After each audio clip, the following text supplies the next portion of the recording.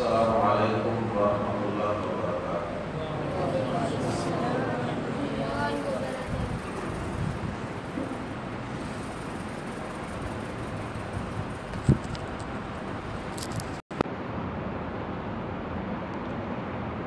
ان الحمد للہ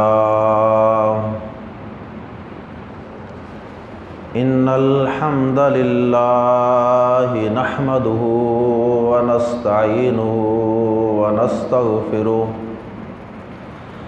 ونعوذ باللہ من شرور انفسنا ومن سیئات اعمالنا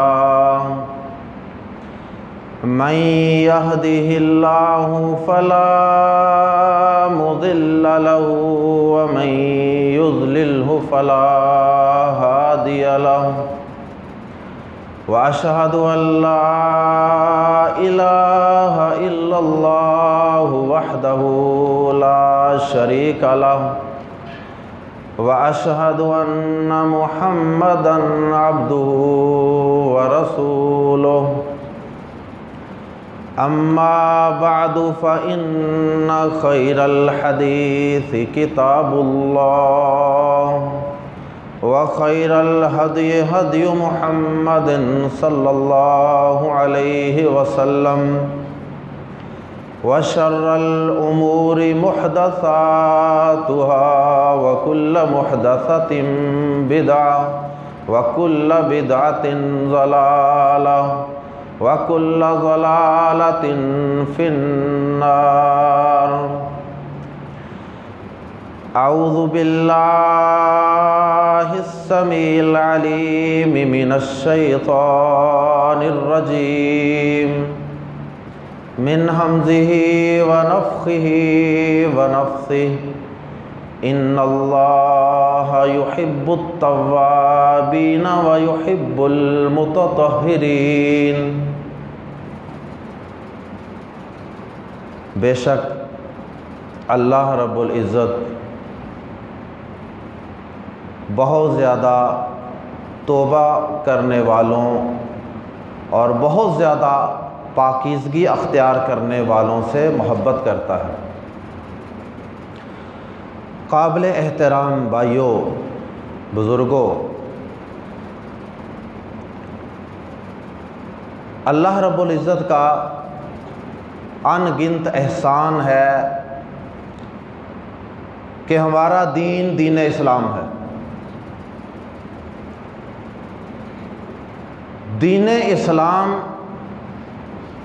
اللہ رب العزت کا ایک بہت بڑا احسان ہونے کی بہت سی وجوہات ہیں اور اس کے بہت سے دلائل ہیں، لیکن ان میں سے ایک بہت بڑا سبب وہ دین اسلام کے اندر طہارت اور پاکیزگی کا تصور ہے۔ آج ایسے ہی پوری دنیا کے اندر اسلام تیزی سے بڑھتا اور پھلتا پھولتا نہیں جا رہا، آخر اس کے کچھ اسباب ہیں کہ پوری دنیا کے کافر اس دین اسلام کی قبولیت سے خائف ہیں۔ دین اسلام کے اندر کچھ ایسے امتیازی اوصاف ہیں، اس کی کچھ ایسی منفرد خوبیاں ہیں کہ جن کی وجہ سے دین اسلام ایک دین فطرت اور انسان کی عقل میں جلدی آ جانے والا دین، جس کی وجہ سے جو شخص بھی تعصب کی عینک اتار کر اس کو پڑھتا ہے اور اس کا مطالعہ کرتا ہے، وہ شخص اس کو قبول کیے بغیر نہیں رہ سکتا۔ جو تصور طہارت اور پاکیزگی کا اسلام میں ہے، آپ دنیا جہان کے مذاہب کا مطالعہ کر لیں، دنیا جہان کے ادیان باطلہ کی کتابوں کا، ان کی مذہبی کتب کا مطالعہ کر کے دیکھ لیں، آپ کو دین اسلام جیسا طہارت اور پاکیزگی کا، صفائی کا، ستھرائی کا نظام دنیا کے کسی مذہب میں نظر نہیں آئے گا۔ یہ ہمارے پڑوس کے اندر ہندوازم ہے، آپ ان کے متعلق جانتے ہیں کہ باقاعدہ گائے کا گوبر اور گائے کا پیشاب یہ باقاعدہ ان کے ہاں ایک تبرک کی حیثیت رکھتا ہے، اس کو بڑا متبرک سمجھتے ہیں۔ اور باقاعدہ میں نے خود ایک دفعہ اخبار میں پڑھا تھا کہ ہندو جو ہے وہ گائے کا جو پیشاب ہے اس کا باقاعدہ صبح اٹھ کر اپنی دکان پہ، اپنے کاروبار والی جگہ پہ اور اپنی کھانے پینے کی چیزوں کے اوپر ہلکا سا سپرے کرتے ہیں، اور مقصد ان کا کیا ہے، سوچ اور عقیدہ کیا ہے کہ اس کی وجہ سے برکت حاصل ہوگی۔ اللہ اکبر۔ جبکہ اسلام کے اندر اس کے برعکس ایک طہارت کا، پاکیزگی کا، صفائی اور ستھرائی کا نظام ہے۔ اور پھر اسی طرح آپ یہودیت کو دیکھ لیں، عیسائیت کو دیکھ لیں، سکھوں کو دیکھ لیں، سکھوں کی کتابوں کے اندر اور ہندوؤں کی کتابوں کے اندر سرے سے طہارت اور پاکیزگی کے چیپٹرز ہی موجود نہیں ہیں۔ اس کے برعکس دین اسلام کو دیکھیے، قرآن مجید کو کھولیے، آپ کو مکی صورتوں کے اندر بھی، آپ کو مدنی صورتوں کے اندر بھی طہارت کا، پاکیزگی کا ذکر بار بار ملے گا۔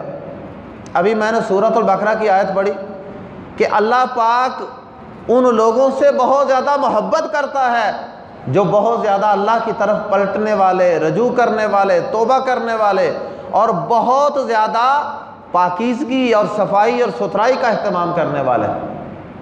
اسی طرح اللہ پاک نے قرآن مجید کے اندر ہی مدینہ منورہ کے قریب ہی ایک قباء کی بستی تھی، مسجد قباء میں جاتے ہیں نا مدینہ منورہ جا کے، تو قباء بستی تھی، اس قباء بستی کے لوگ طہارت، پاکیزگی، صفائی ستھرائی کا بڑا اہتمام کرتے تھے۔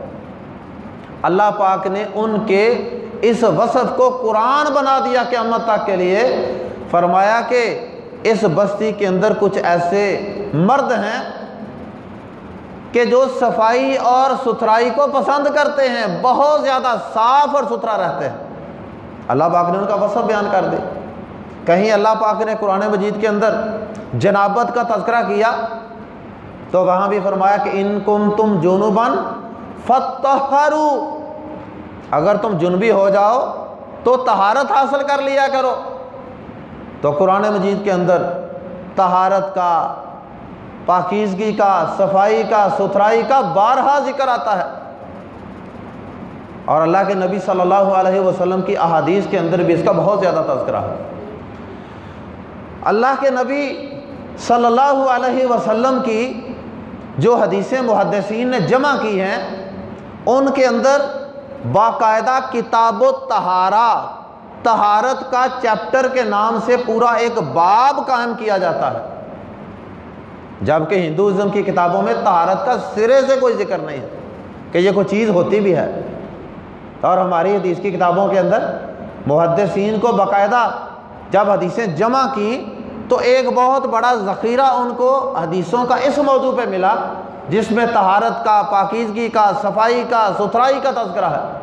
لہٰذا محدثین کو وہ حدیثیں کتاب الطہارہ کے چیپٹر سے الگ جمع کرنی پڑی، اور بلکہ کئی حدیث کی کتابیں جو سنن کے نام سے ہیں، سنن ابی داود، سنن ترمذی یا جامع ترمذی، اور اسی طرح سنن نسائی، ان کتابوں کے اندر تو محدثین نے سب سے پہلا جو چیپٹر اپنی کتاب کے اندر ترتیب لگاتے وقت قائم کیا وہ سب سے پہلا چیپٹر ہی کتاب الطہارہ کا ہے۔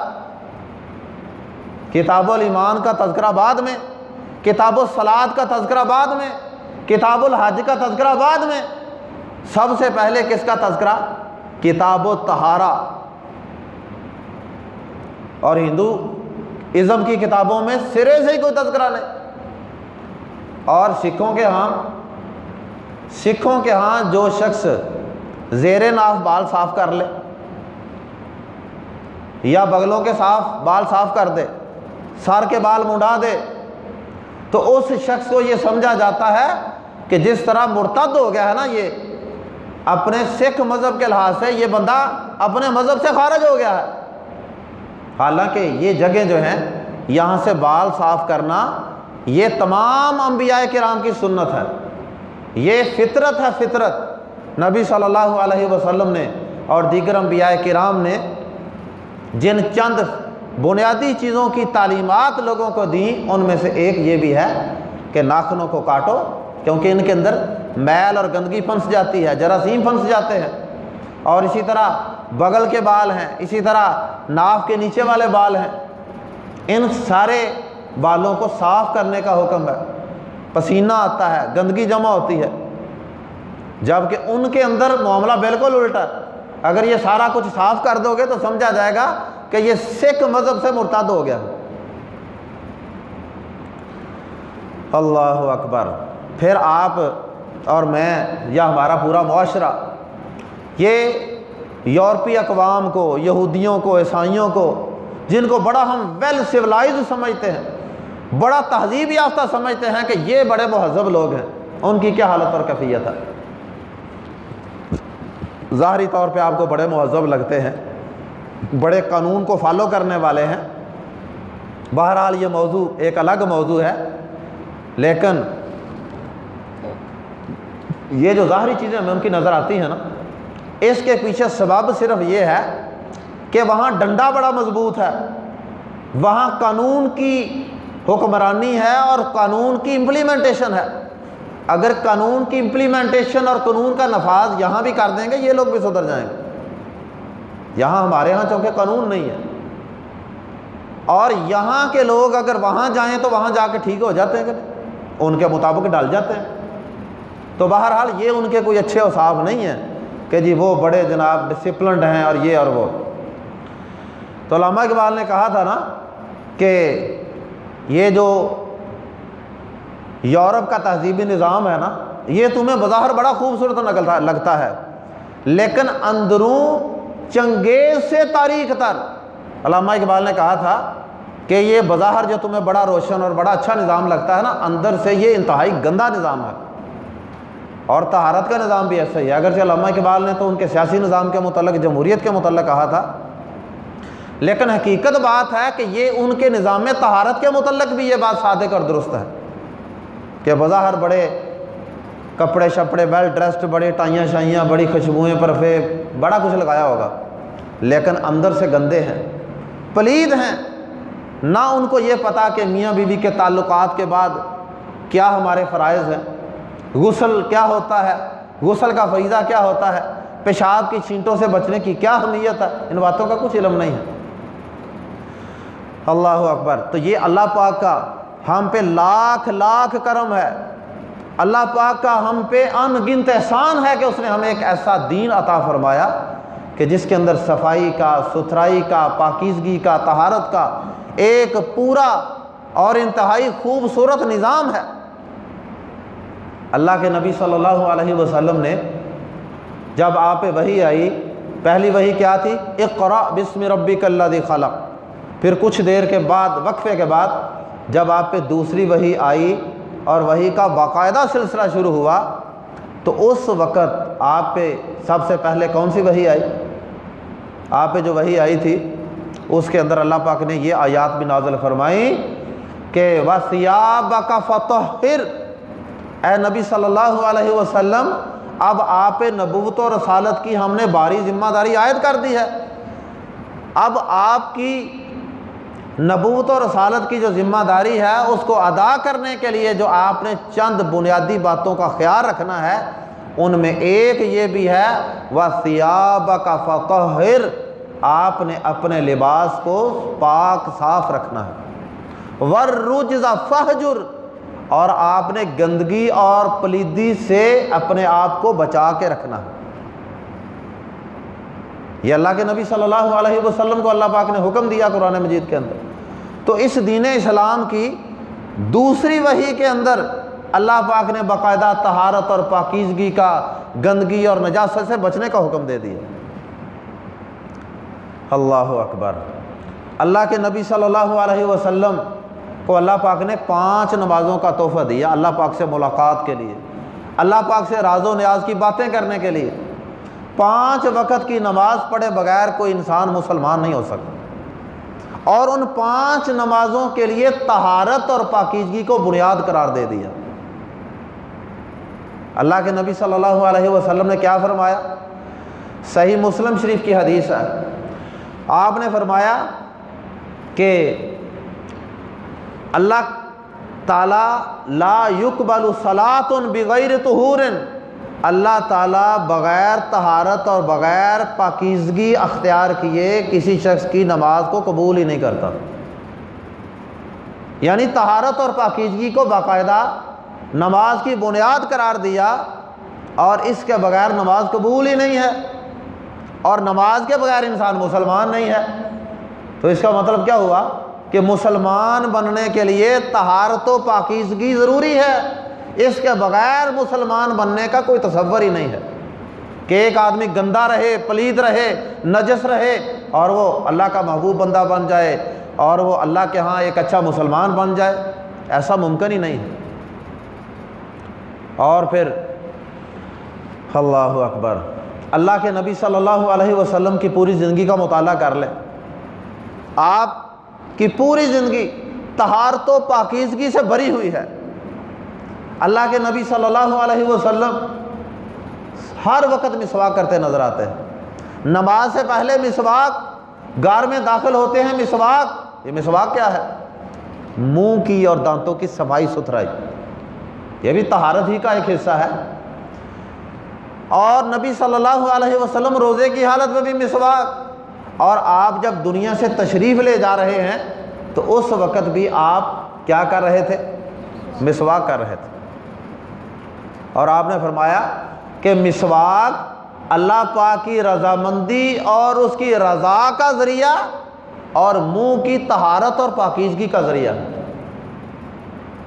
اور نبی صلی اللہ علیہ وسلم خوشبو کو پسند کرتے تھے، آپ کو خوشبو سے بڑی محبت تھی، اور نبی صلی اللہ علیہ وسلم جب سفر کے اندر بھی جاتے تھے تو کیا کرتے تھے؟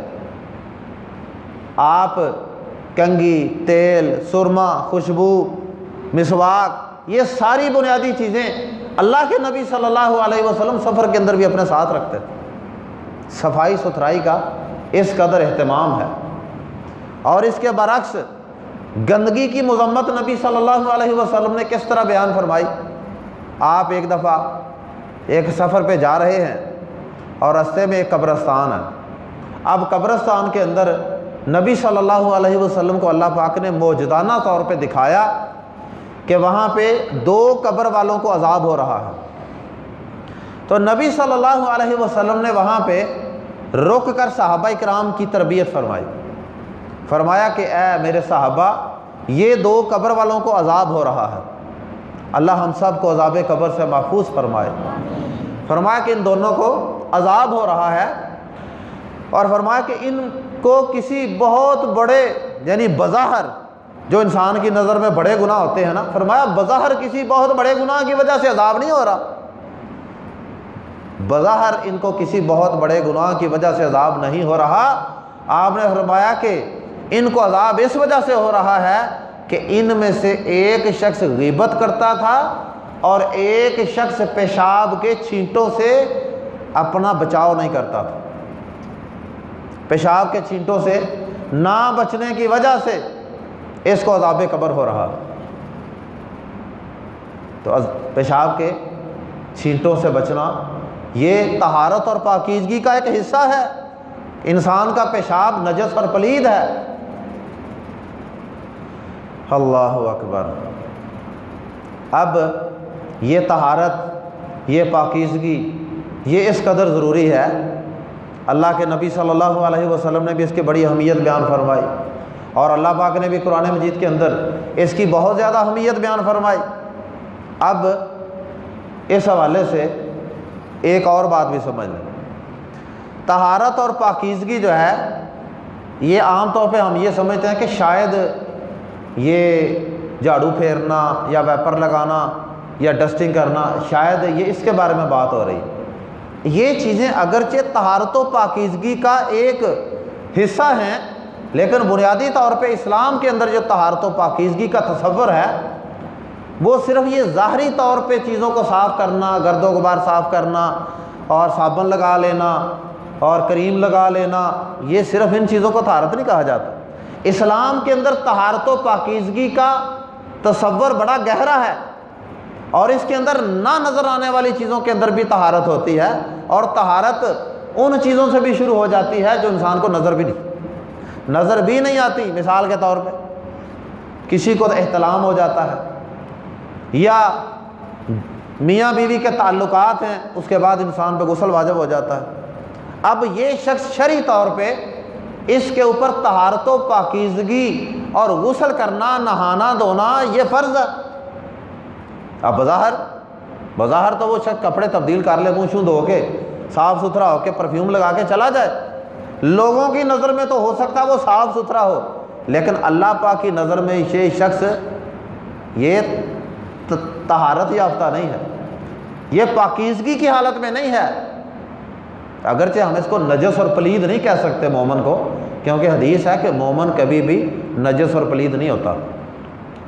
ابو ہریرہ رضی اللہ تعالیٰ عنہ کو ایک دفعہ ان پہ غسل واجب تھا، اسی طرح نبی صلی اللہ علیہ وسلم کے ساتھ مصافحہ کیا، نبی پاک صلی اللہ علیہ وسلم رستے میں مل گئے، کہیں اچانک ملاقات ہو گئی، مصافحہ ہو گیا۔ اب ابو ہریرہ رضی اللہ تعالیٰ عنہ اندر سے پریشان ہے کہ اب میں کہیں ہاتھ چھڑا لوں، کیونکہ میرے اوپر تو غسل واجب ہے۔ تو نبی صلی اللہ علیہ وسلم جب کسی بات میں مشغول ہوئے، ابو ہریرہ رضی اللہ تعالیٰ عنہ وہاں سے خاموشی سے کھسک گئے، جا کے غسل کیا، نہا دھو کے دوبارہ آ گئے۔ جب دوبارہ بارگاہ نبوت میں تشریف لے آئے تو نبی صلی اللہ علیہ وسلم نے پوچھا، ابو ہریرہ آپ کدھر چلے گئے تھے؟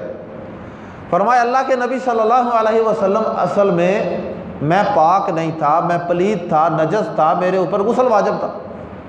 آپ نے اس وقت پھر حیرت کا اظہار کیا، آپ نے فرمایا کہ سبحان اللہ ان المؤمن لا ینجس، سبحان اللہ ابو ہریرہ کیسی بات کر رہے ہو، مومن نجس اور پلید نہیں ہوتا، چلو غسل واجب ہونا ایک اور چیز ہے۔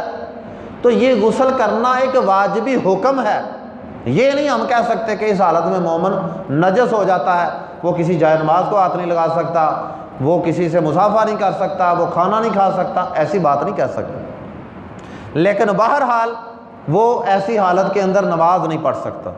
مسجد کے اندر اس کا آنا یہ منع ہے، ہاں اگر کسی مجبوری سے مسجد کے اندر سے جلدی سے گزر جائے تو اس کی گنجائش قرآن مجید نے دی ہے۔ تو بہرحال یہ بھی طہارت و پاکیزگی کے ایک حصہ سمجھا جاتا ہے کہ آدمی ایسے حالات کے اندر غسل کرے۔ اب ہمارے ہاں یہ طہارت و پاکیزگی کا تصور ہے کہ باطنی طور پہ بھی آدمی پاک صاف رہے، غسل کر کے رکھے، وضو کر کے رکھے، لیکن یہودیت، عیسائیت، سکھ، ہندو، کسی بھی مذہب کے اندر طہارت یہ بڑا دلچسپ نقطہ ہے۔ کسی مذہب کے اندر اور ان کی کسی زبان کے اندر بھی طہارت کا پراپر پورا ترجمہ اور ٹرانسلیشن موجود ہی نہیں ہے، اس کا ہم پلہ لفظ ہی کسی زبان میں نہیں ہے۔ کیوں کہ اسلام کے اندر طہارت کا لفظ اور طہارت کا تصور جتنا وسیع ہے نا، کہ اس کے اندر ظاہری طور پہ بھی پاک صاف ہونا ضروری ہے اور باطنی طور پہ بھی انسان کا پاک صاف ہونا ضروری ہے۔ اور ویسے اس کا دوسرا حصہ یہ بھی ہے کہ انسان کا دل و دماغ یعنی اس کا عقیدہ بھی پاک صاف ہو، وہ ایک الگ موضوع ہے۔ بہرحال آج ہم بات کر رہے ہیں جو جسمانی طہارت ہے، چاہے وہ ظاہری طور پہ جسم کی طہارت ہو، چاہے وہ باطنی طور پہ جسم کی طہارت ہو جو انسان کو نظر نہیں آتی۔ تو دونوں قسم کی جو طہارتیں ہیں جسم کے متعلق ان کی بات کر رہے ہیں۔ تو اس طہارت کا تصور انگلش زبان کے اندر آپ پوری ڈکشنری دیکھ لیں، طہارت کا آپ کو ترجمہ کہیں نہیں مل سکے گا۔ جتنے بھی ترجمے کیے جائیں گے وہ طہارت کے مفہوم کو ادا نہیں کریں گے، وہ صفائی ستھرائی ان چیزوں کو ادا کریں گے۔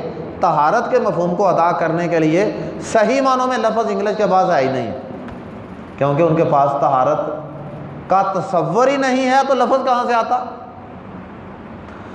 اللہ اکبر۔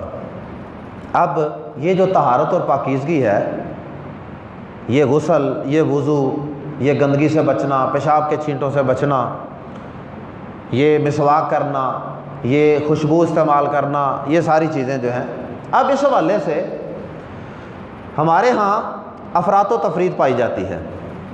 دو گروہ ہیں، کچھ لوگ جو بڑے لبرل قسم کے لوگ ہیں، بڑے اونچے اونچے اسکولوں کے اندر ان کے بچے پڑھتے ہیں، ان کے ہاں تو یہ تصور ہے کہ بچوں کو سیکس کے متعلق، بچوں کو یہ جو پوشیدہ باتیں ہیں صفائی ستھرائی کی، یہ غسل جنابت کیا ہوتا ہے، یہ طہارت کیا ہوتی ہے، یہ زیر ناف بال کیا ہوتے ہیں، اس طرح کی باتیں، کیا وہ کہتے ہیں اس سے بھی آگے تک بچوں کو تعلیم دیں، کوئی مسئلہ نہیں ہے، ان کے ہاتھ میں موبائل پکڑا دیں کہ جو مرضی دنیا جہان کی ہر چیز دیکھیں، کوئی روک ٹوک نہیں ہے۔ باقاعدہ یہ جو طبقہ ہے، یہ ایلیٹ کلاس جو ہے، ان کے ہاں تو باقاعدہ جو اسکول ہیں بچوں کے، وہاں باقاعدہ بچوں کو جنسی تعلیم بھی دی جا رہی ہے، سیکس کے متعلق تعلیم دی جا رہی ہے باقاعدہ۔ اور دوسری طرف ہمارے ہاں ایک طبقہ وہ ہے کہ جو ماشاءاللہ دین کو بھی سمجھتے ہیں، کسی نہ کسی حد تک نمازیں بھی پڑھتے ہیں، لیکن وہ اپنے بچوں کو یہ مسائل بتانے سے شرماتے رہتے ہیں ساری زندگی۔ کبھی اپنے بچوں کی نہ اساتذہ تربیت کرتے ہیں اور نہ والدین کرتے ہیں۔ بچے کی تربیت کون کرے گا؟ والدین بھی نہیں کرتے شرماتے ہوئے، اور اساتذہ بھی نہیں کرتے کہ ہمارا یہ کام نہیں ہے یا شرماتے ہیں، تو بچوں کی تربیت پر کون کرے گا؟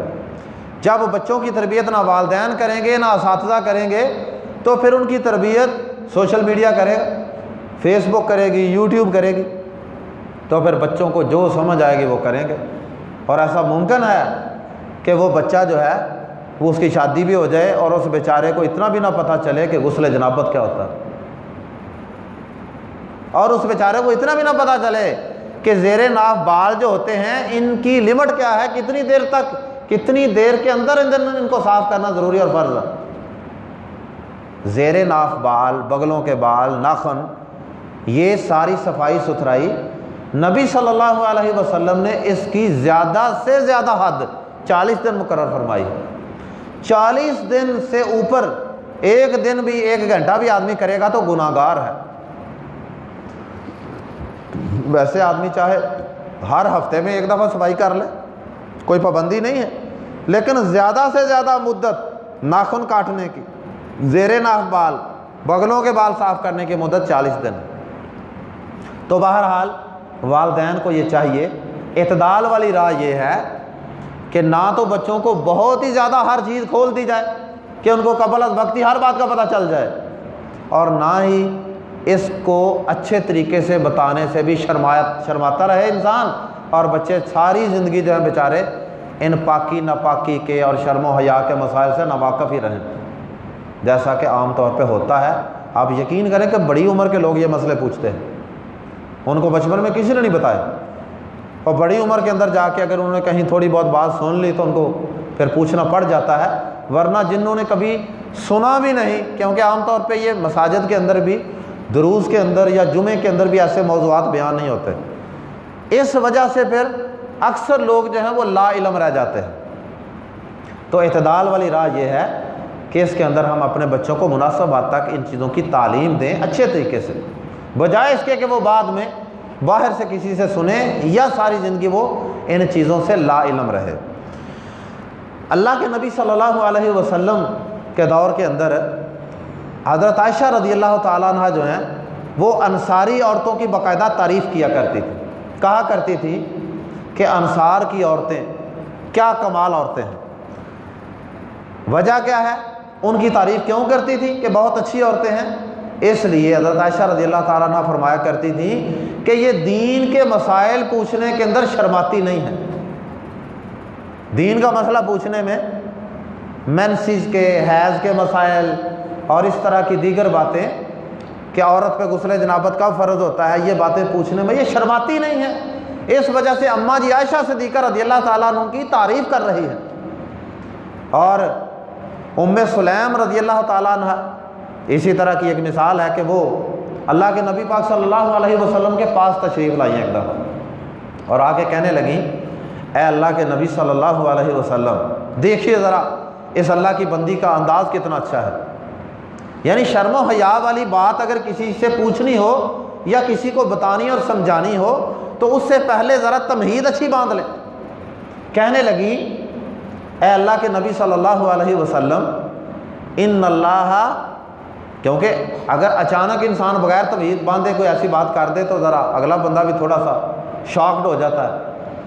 کہنے لگی ان اللہ لا یستحیی من الحق، اے اللہ کے نبی صلی اللہ علیہ وسلم اللہ پاک حق بیان کرنے سے شرماتا نہیں ہے۔ اللہ پاک نے اپنی کتاب قرآن میں بھی حق بیان کیا ہے نا، بڑی بڑی باتیں ہیں جو اللہ پاک نے کھل کھلا کے قرآن میں بیان کر دی ہیں۔ تو فرمایا کہ اے اللہ کے نبی صلی اللہ علیہ وسلم بے شک اللہ پاک حق بات بیان کرنے سے شرماتا نہیں ہے، لہذا ساتھ ہی آگے سوال کر دیا۔ مطلب یہ تھا کہ اگر اللہ وہ شرماتا نہیں حق بات بیان کرنے سے اور اس طرح کی شرم و حیا والی پاکی نپاکی کی باتیں بیان کرنے سے، تو پھر میں کیوں شرماؤں؟ اور ساتھ ہی انہوں نے سوال کر لیا کہ کیا عورتوں پر بھی غسل جنابت فرض ہوتا ہے جس طرح مردوں پہ فرض ہوتا ہے؟ تو اس لیے ہمیں ایسی باتیں اپنے بچوں کو بتاتے وقت ہیزیٹیشن فیل نہیں کرنی چاہیے، اور اچھے طریقے سے بٹھا کے بچوں کو یہ باتیں سمجھانی چاہیے۔ احتلام کے متعلق بھی بچوں کو سمجھانا چاہیے، اور ماؤں کو دیکھنا چاہیے جو کپڑے دھوتی ہیں اپنے بچوں کے، ان کو اچھے طریقے سے سمجھائیں۔ یہ ایک فطری چیز ہے اور اس کے اندر کوئی ایسی چیز نہیں ہے کہ جو انسان بچوں سے بچا کے رکھ سکتا ہے، بالآخر ان کو پتہ چلنا ہی چلنا ہے۔ تو اللہ پاک سے دعا ہے کہ اللہ پاک ہمیں طہارت و پاکیزگی اختیار کرنے کی توفیق عطا فرمائے، اور اس بات پہ اللہ کا شکر ادا کرنے کی توفیق عطا فرمائے، اور اس پہ ہمیں فخر کرنے کی توفیق عطا فرمائے کہ اللہ پاک نے ہمیں ایک ایسا دین عطا فرمایا ہے جو باقی تمام مذاہب اور تمام ادیان سے منفرد ہے اور زیادہ خوبصورت ہے، اور اس کے اندر طہارت اور پاکیزگی، صفائی ستھرائی کے اتنے مفصل احکامات ہیں۔ اس پہ ایک تو اللہ پاک کا شکر ادا کرنا ہے، اور بچوں کو بھی یہ بات بتانی ہے تاکہ اسلام سے ان کی محبت پیدا ہو، اور دوسرا صفائی ستھرائی کا خود بھی اہتمام کرنا ہے، اور اپنے بچوں کو بھی اس بات کی تعلیم و تربیت دینی ہے۔ تو انشاءاللہ ہمارا ارادہ یہ ہے کہ کچھ مزید نشستوں کے اندر ہم انشاءاللہ کچھ باتیں اس حوالے سے آپ کے گوش گزار کریں، اور آپ سے گزارش ہے اس حوالے سے کہ آپ اپنے بچوں کو بھی ساتھ لے کے آئیں۔ اگر آپ خود نہیں بتا سکتے تو انشاءاللہ ہم بچوں کو اچھے طریقے سے یہ باتیں کسی حد تک انشاءاللہ امید ہے کہ بتانے میں کامیاب ہو جائیں گے، اور جب ہم تھوڑی بہت یہ باتیں بتا دیں گے تو پھر آپ ان کو مزید اس بات کو آگے بڑھانے کے اندر انشاءاللہ آپ کے لیے آسانی ہو جائے گی۔ تو اس کے بعد انشاءاللہ ہم قضائے حاجت، پیشاب پخانہ، غسل، وضو، تیمم، یہ ساری باتیں جو ہیں انشاءاللہ ہم اللہ کی توفیق سے یہ ایک ایک کر کے ایک ایک مجلس کے اندر ایک ایک بات کر کے انشاءاللہ ہم ان ساری چیزوں کو انشاءاللہ بیان کریں گے۔ اور جب یہ طہارت اور پاکیزگی کے، وضو کے، غسل کے اور یہ سارے مسائل کا انشاءاللہ ہمیں پتہ چل جائے گا، تو اس کے بعد پھر انشاءاللہ ہم نماز کے متعلق کچھ گزارشات کریں گے، کیونکہ نماز کے ساتھ اس طہارت و پاکیزگی کا بڑا گہرا تعلق ہے۔ تو طہارت و پاکیزگی کے بعد پھر نماز کے حوالے سے انشاءاللہ ہم 2-3 باتیں سیکھیں گے اور سکھائیں گے ایک دوسرے کو۔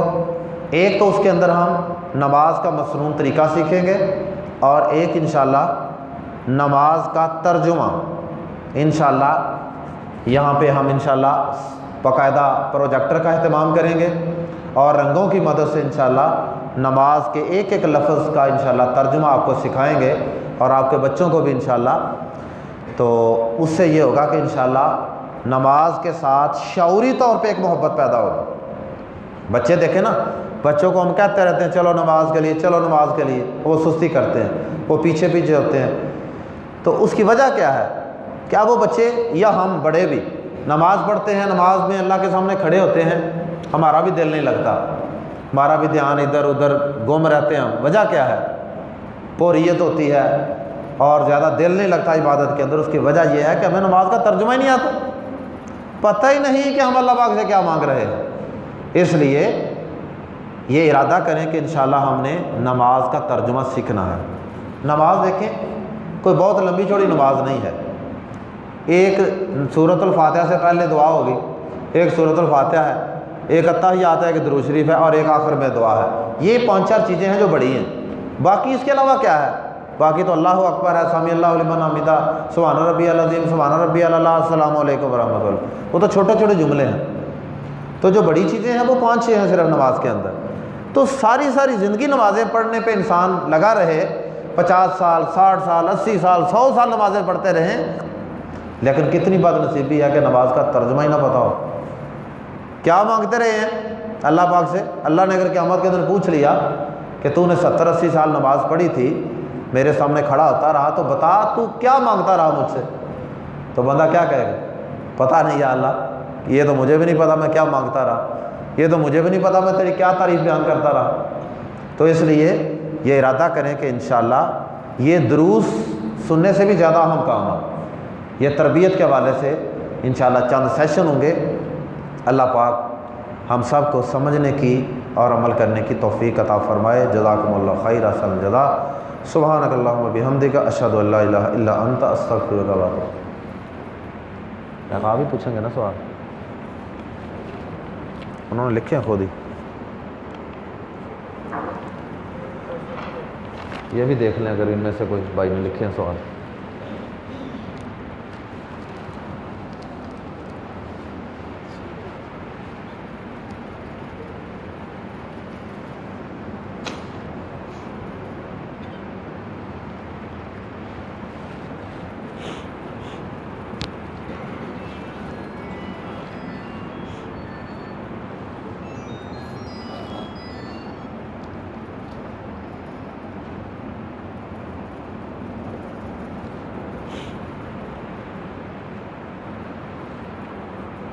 السلام علیکم ورحمۃ اللہ وبرکاتہ۔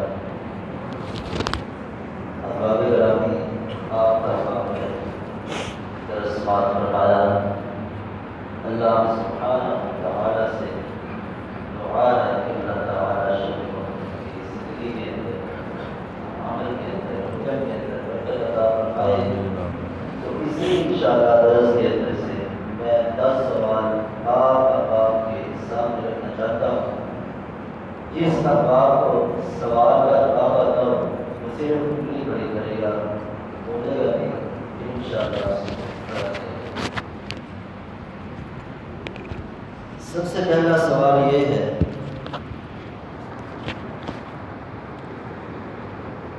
کہ دنیا میں سب سے زیادہ پاکیزگی کا درس دینے والا کون سا مذہب ہے؟ صرف ہاتھ جی، شاباش، آپ کا جواب بالکل درست ہے۔ شیخ محترم سے اپنا نام وصول کریں۔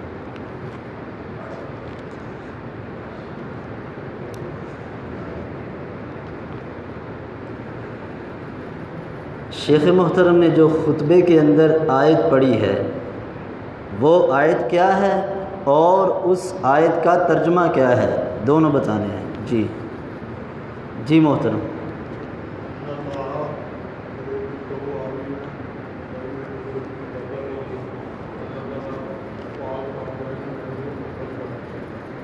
شاباش، ماشاء اللہ، بارک اللہ۔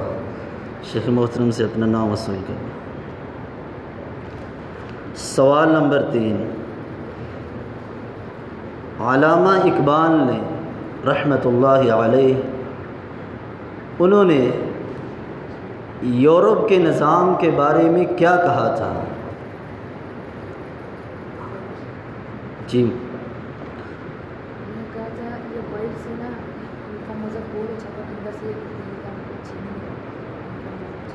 آپ کا جواب قریب ہے، یعنی وہ باہر سے بہت پاک صاف بن کے رہتے ہیں لیکن اندر سے وہ پاک صاف نہیں۔ یہ اپنا نام وصول کریں۔ سوال نمبر 4، وہ کون سے بال ہیں جس کا شریعت نے صاف کرنے کا حکم دیا ہے؟ جی ابراہیم۔ اور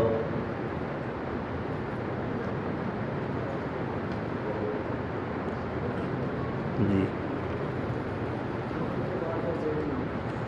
جی بغل کے بال اور زیر ناف، جی آپ کا جواب درست ہے۔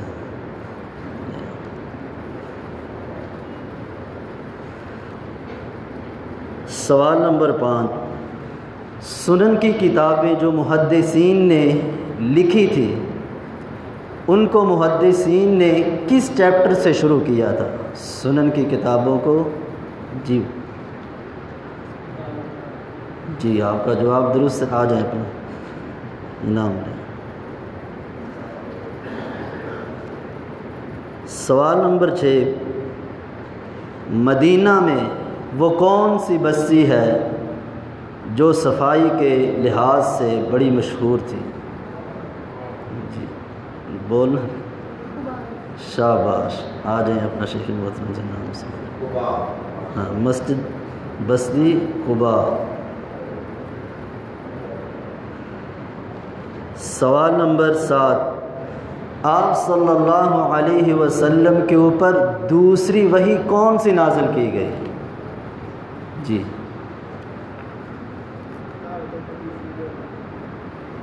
طہارت اور پاکیزگی کے بارے میں آیت ہے، آتی ہے،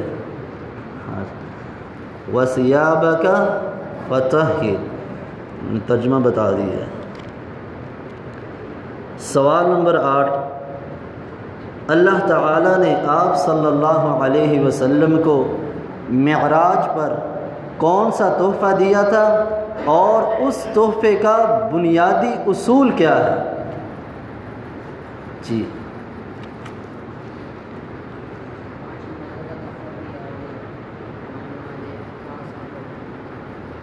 نمازوں سے پہلے کیا کرنا چاہیے؟ چلے شاباش، 5 نمازوں کا تحفہ دیا تھا اور بنیادی اصول پاکیزگی، طہارت، وضو۔ سوال نمبر 9، آخری وقت میں آپ صلی اللہ علیہ وسلم کا کون سا عمل تھا؟ جی ابراہیم، شاباش، مسواک کرنے کا، بارک اللہ فی علمک و عملک۔ سوال نمبر 10، وہ کون سی عورت تھی جو نبی صلی اللہ علیہ وسلم کے پاس آئی، اس کا نام کیا ہے اور اس نے سوال کیا کیا تھا؟ حضرت ام سلیم، شاباش، آدھا جواب بتا دیا، جی آج شاباش، حضرت ام سلیم رضی اللہ تعالی عنہ، بارک اللہ فی علمک و عملک۔ تمام دوست احباب اسی طرح ذوق و شوق سے حاضر ہویا کریں، اور انشاءاللہ اسی طرح ہمارا یہ سلسلہ سوال و جواب کا جو دروس کے اندر شیخ صاحب بیان کریں گے، انشاءاللہ اسی میں سے سوال سامعین کے سامنے رکھے جائیں گے، اور جو جواب دے گا انشاءاللہ اسی طرح انعام کے ساتھ ان کو نوازا جائے گا، اور درس کے آخر پر انشاءاللہ ریفریشمنٹ کا بھی انتظام ہوتا ہے۔ اللہ تعالیٰ آپ کا آنا قبول فرمائے، وما علیہ۔